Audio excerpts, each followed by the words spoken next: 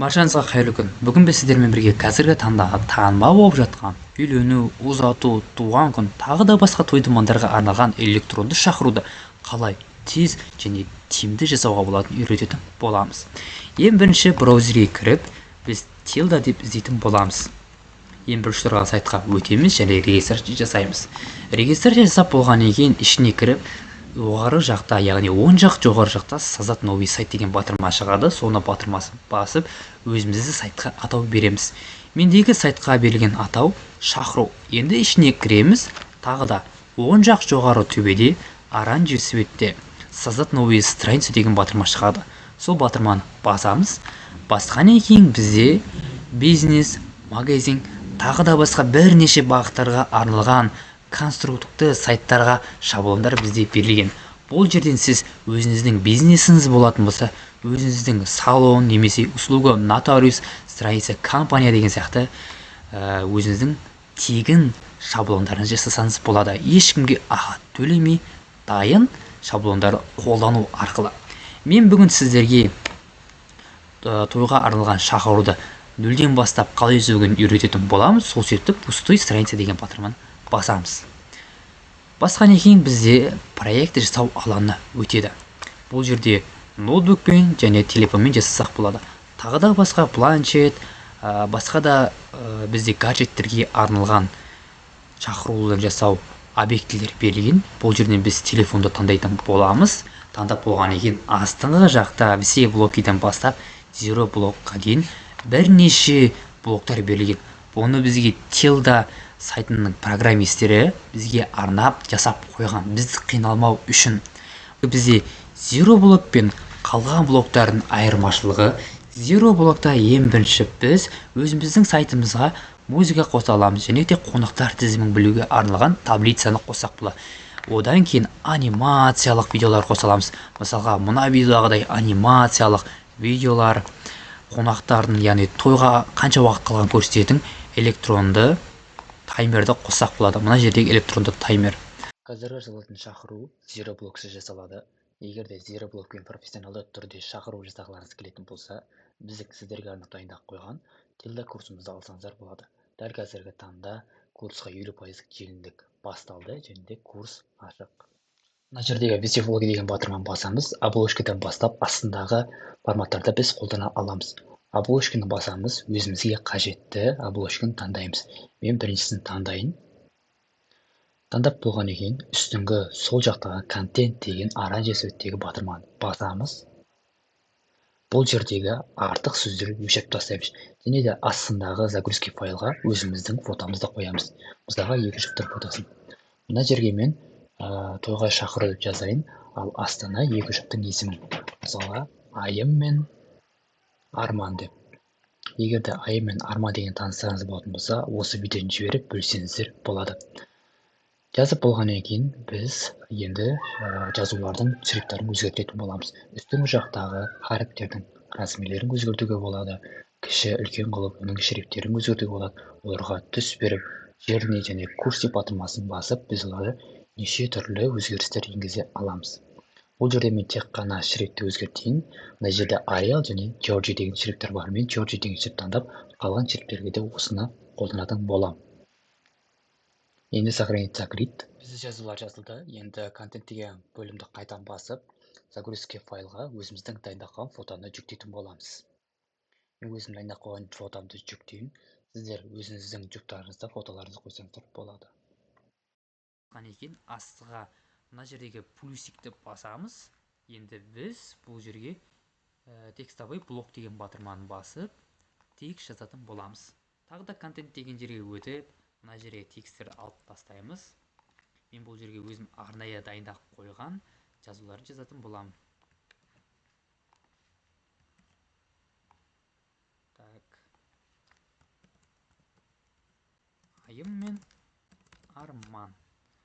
Жазулар жазып болғаннан кейін біз ол жазуларды ортаға қоямыз.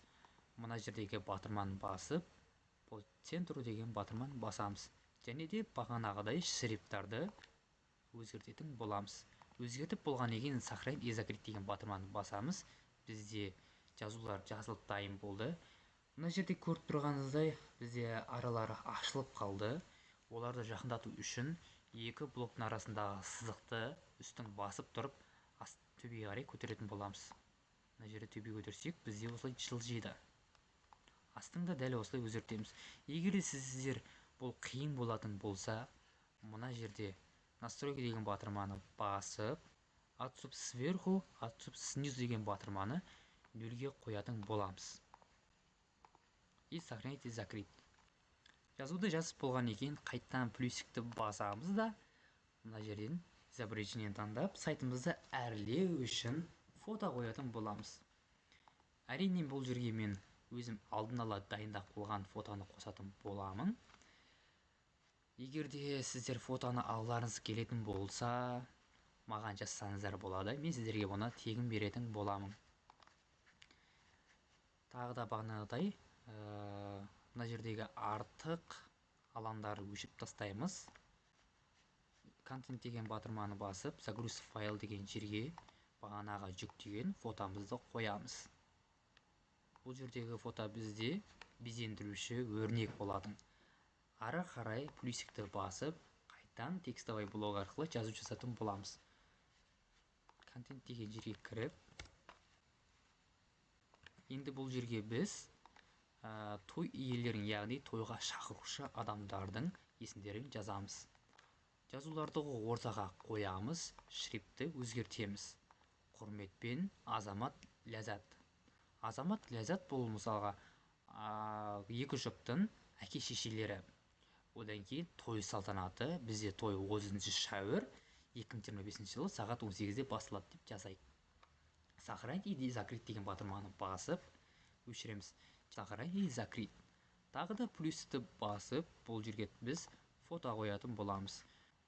Бұл жерге біз той календарын қоятын боламыз. Егер де осындай календарлар алғыңыз келетін болса, біз өзіміздің тек жазылушыларымызға арнап, тегін телеграм каналға жүктеп қойған болатынбыз. Маған WhatsAppқа жазып алсаңыздар болады. Енді тағы да мына жердегі артық жерлерді өшіріп тастаймыз. Сохранить и закрыть.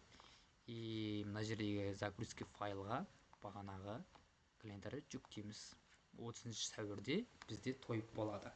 Ары қарай тағы да жазу жазатын боламыз. Текстовый блокты басып, контент деген бөлімге өтеміз. Осы жердегі жазуларды өшіріп, мен алдын ала дайындап қойған жазуларымды жазатын боламын. Бұл жерде бізде мекен-жай берілген. Мекен-жайға Ақтау қаласы, Айша сарайын, яғни мейрамханасын белгілейтін боламыз. Енді жазуларды ортаға қайттан қоямыз да, шрифтті өзгертеміз. Сіздерге ыңғайлы болу үшін төмендегі көрсетілген тугис картаны пайдалануыңызды сұраймыз деген жазуды жазамыз. Астына мына жердегі соцсети деген батырманы басып, біз тугис картаны сілтемесін қоятын боламыз. Контент деген үстін басамыз. Бізде Facebook, Twitter деген берілген, болар бізге қажет жоқ. Сондықтан кресик арқылы бұны өшіріп тастаймыз да, добавить функ арқылы тугис картамызды белгілейміз. Бұл жерде тугистің фотосы берілмеген, сол себепті веб-сайт таңдайтын боламыз.